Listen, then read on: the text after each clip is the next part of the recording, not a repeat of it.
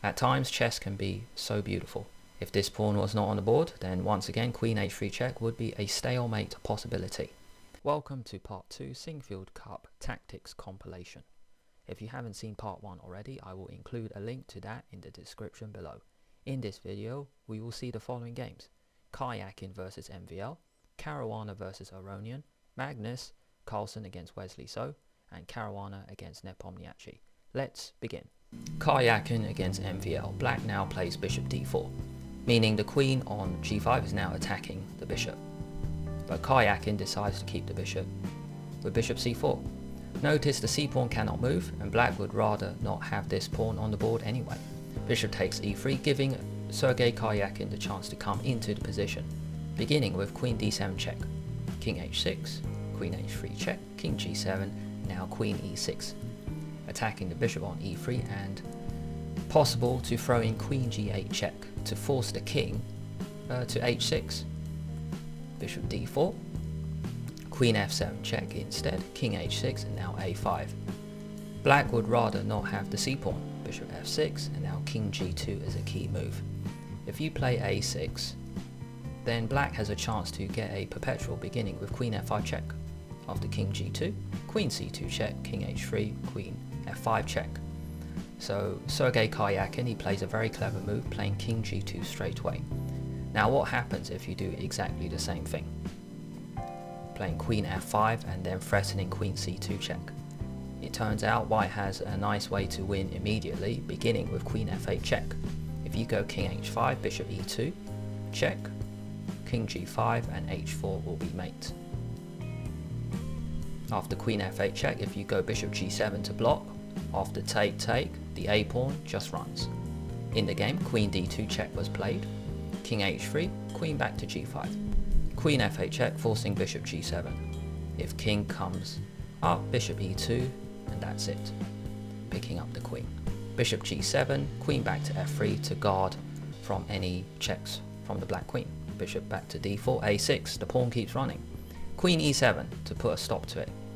Queen a8, Karjakin forces away to play a7.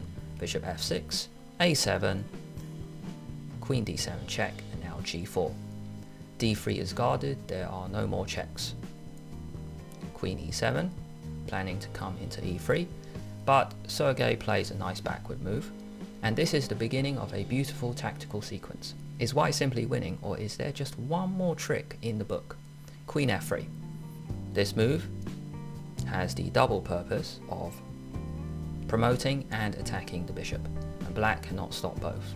MVL plays queen takes a7, and after queen takes f6, queen a3 check.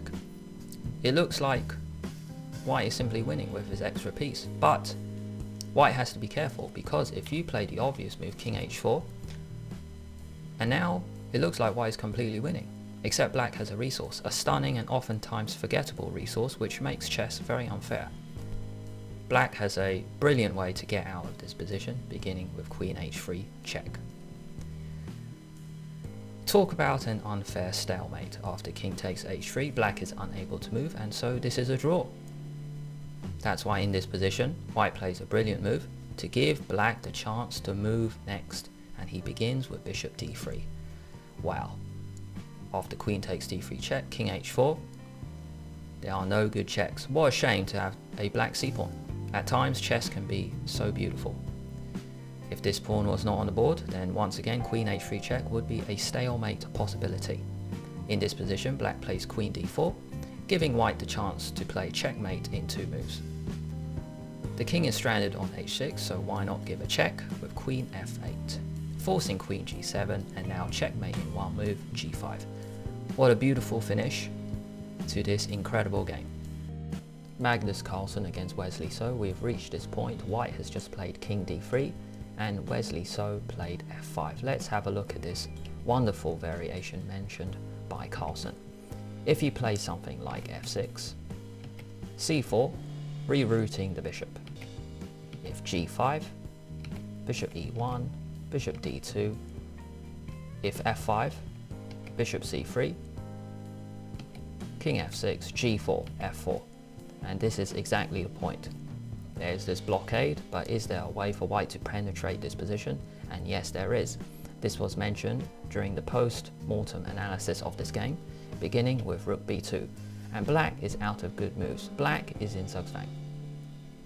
What could black play here? If you play h5, white can just take, the rook can swing to g2, e5 is always under attack. If you play knight c8, notice the knight was protecting the rook. Therefore bishop takes a5 is possible and white is penetrating on the queen side. If rook b8, the same problem. The knight was protecting the rook. So bishop takes a5 is the same thing. If you move the king, the pawn on e5 drops. After f5 in the real game, c4 played, f takes e4 check, take, rook f7, rook takes b6 was played.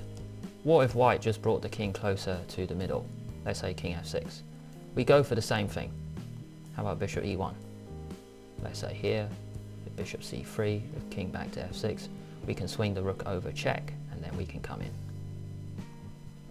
Was there a better defense? g5, bishop c3.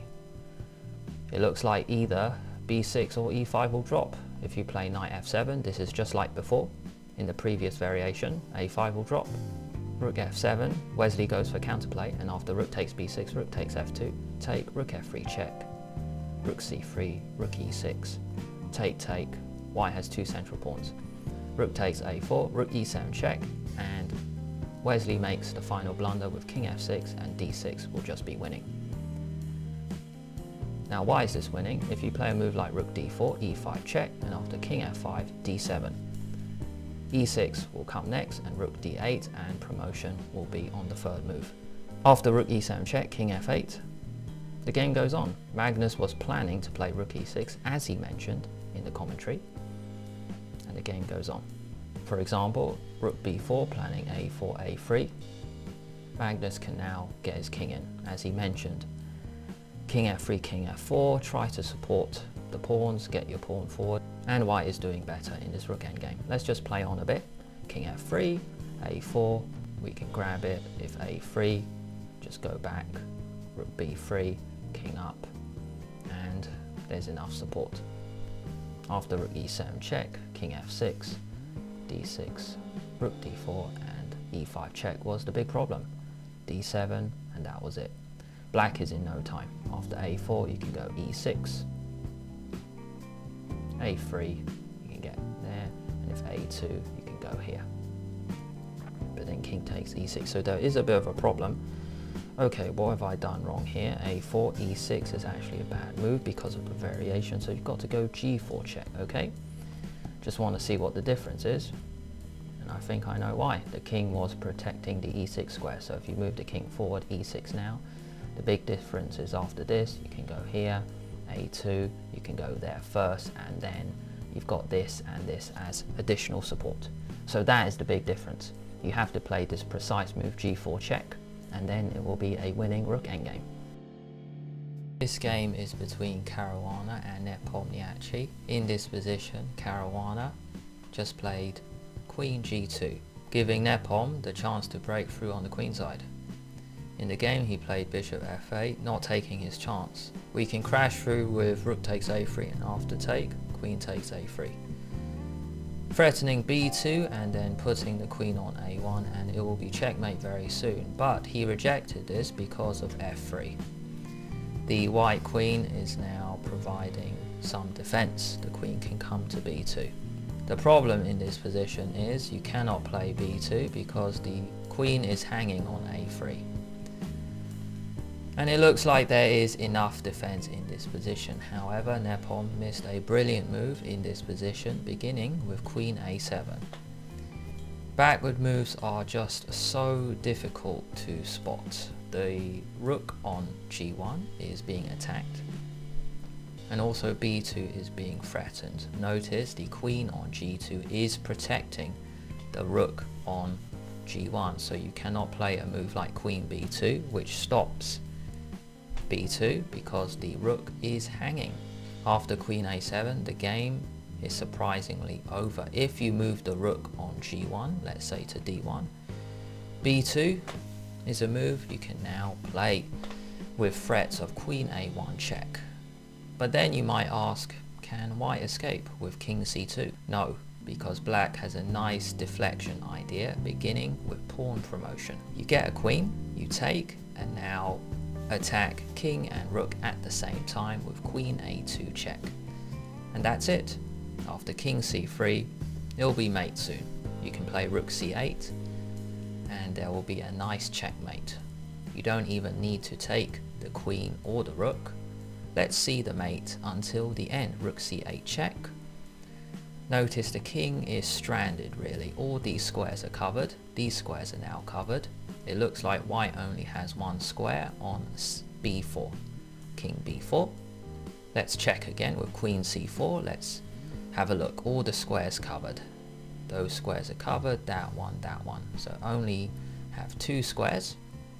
Let's move the king to either one. Let's just say king a3. And now let's swing the black rook over, rook a8 check. Once again, let's check the squares covered. Here, here, here. White only has one move, which is king to b2, and then rook a2 is checkmate. A nice finish. In this position, after b2, white could take, but black is still left with a winning position. Rook takes b2, king takes b2, and then bishop takes g5. And black is winning because black can come in on the dark squares. The bishop can go to e3 and come to d4 check. The queen has many squares it can come into the position. I'm just highlighting some of the dark squares, but the light squares are belonging to black's queen. Bishop f8 was played, and after f3, rook c4, rook h1, queen c7. Pressure on the c file, but it did not lead to anything in the real game. Queen h2 threatening checkmate, bishop g7 stops that, queen e2, bishop f8, and a strange repetition. Queen back, bishop g7, queen e2, bishop f8. Nepom decided he cannot make any progress with white, so a draw was agreed. Caruana versus Aronian. In this position, white is up a pawn. 5 pawns versus 4 pawns. Caruana now plays a4. And in this position, Aronian blunders with queen c5. A better move would have been just to exchange a pair of pawns, and then rook c4, and then the game goes on. Maybe you can pin and then get out the way, but there's still a fight ahead. After a4, queen c5 was a blunder, and white now played rook e8 check. The point is you cannot take because queen takes queen. Once you move the king in the game, king h7 was played, rook takes rook, queen takes, and a takes b5.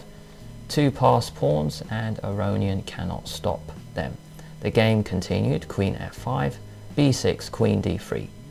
Going for perpetual, but white has it covered, the perpetual being on g3 and e1. White now plays c4. This controls the e1 square. After queen g3 check, king h1, queen d3, and now c5. And Aronian resigned.